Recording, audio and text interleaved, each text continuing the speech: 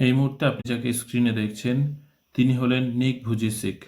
তার কিন্তু হাত বা পা কিছুই নেই, শুধুমাত্র একটা পায়ে দু একটা আঙুল আছে। আপনার লাইফ যদি এরকম হতো তাহলে আপনি কি নিজেকে ঠিক রাখতে পারতেন? আপনি নিশ্চয়ই ডিপ্রেসড থাকতেন, তাই না? তো আজকের এই ভিডিওটা দেখুন, ডিপ্রেশন আপনার সহজেই কমবে।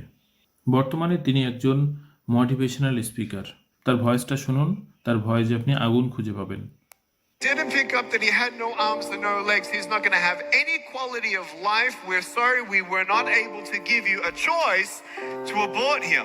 তিনি যখন জন্মগ্রহণ করেছিলেন সেই মুহূর্তেই কিন্তু তার এরকম অবস্থা ছিল, তার হাত বা পা ছিল না।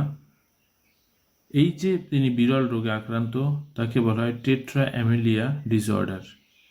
এই ক্ষেত্রে শিশুরা সারভাইভ করতে পারে না বেশি দিন। পৃথিবীতে ৬-৭ জন আছে